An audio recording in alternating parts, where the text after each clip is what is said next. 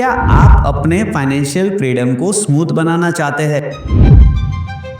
पर कई लोग इसमें ठोकर खाते हैं। कभी हेल्थ रिस्क कवर नहीं लेते, टैक्स में गलती करते हैं या गलत इन्वेस्टमेंट में फंस जाते हैं। और रीजन क्या है? सिर्फ इग्नोरेंस नहीं, पुराने मिथ। तो आइए तोड़ते हैं 10 ऐसे मनी मिथ को और पाते हैं असली फाइनेंशियल फ्रीडम। मैं हूं भाविक मिस्त्री, आपके साथ हूं पर्सनल फाइनेंस की बातें शेयर करने जो आपके फ्यूचर को बदल सकती है। वीडियो को लाइक और सब्सक्राइब करना न भूलना।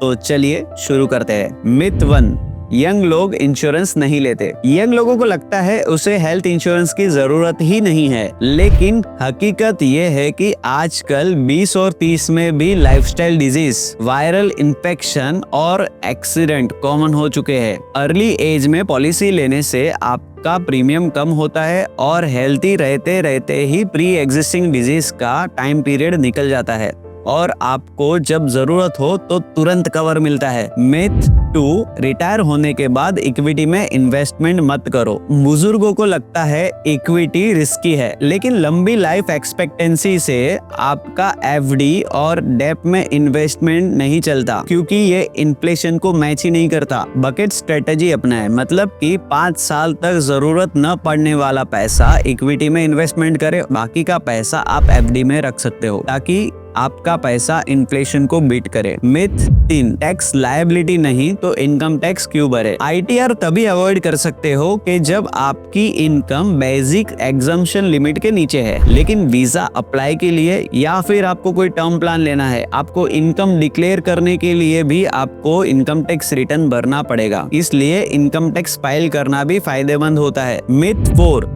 टैक्स बेनिफिट के लिए होम लोन को खत्म मत करो। अब ये ओल्ड रिजीम में 2 लाख का इंटरेस्ट और 1.5 लाख का प्रिंसिपल, ये दोनों डिडक्शन में काम आता था। अब ये न्यू रिजीम में इसका बेनिफिट नहीं मिलता। अगर आप प्री पे करोगे तो आपको मेंटल पीस मिलती है और टैक्स बेनिफिट के लालच में ये कर्ज रखना जरूरी नहीं है। मिथ 5, सिंगल इनकम इनफ है। Job loss, AI disruption and lay off ये अब नॉर्मल हो चुका है। मल्टीपल इनकम बनाइए, जैसे कि डिविडेंड फंड इन्वेस्टमेंट या तो कोई rental income. Myth 6, mutual fund risk free है। म्यूचुअल फंड शेयर, बॉन्ड और मनी मार्केट में पैसे लगाती है, मतलब कि ये टोटली रिस्क फ्री नहीं है। इक्विटी में मार्केट रिस्क और डेप में क्रेडिट रिस्क, मतलब कि आप आपका फंड डाइवर्सिफाई करें और रिस्क समझकर इन्वेस्टमेंट करें। Myth 7, only old people need a will. कई लोग सोचते हैं कि विल खाली बुजुर्गों के लिए है,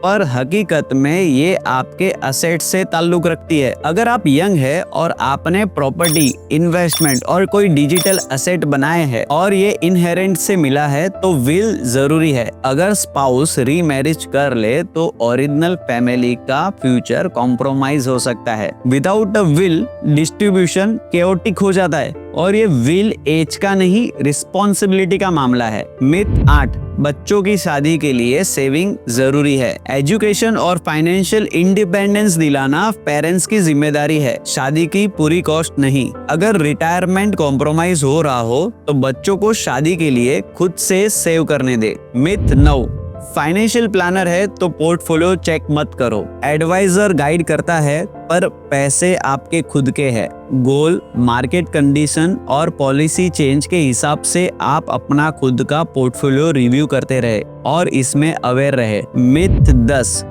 स्पाउस को फाइनेंशियल डिटेल बताने की जरूरत नहीं है। अगर आपको कुछ हो गया तो अनइन्फॉर्म्ड स्पाउस को असेट एक्सेस करने में दिक्कत हो सकती है। इन्वेस्टमेंट, अकाउंट नंबर, लॉगिन, ये सब अपने स्पाउस को बताना जरूरी है।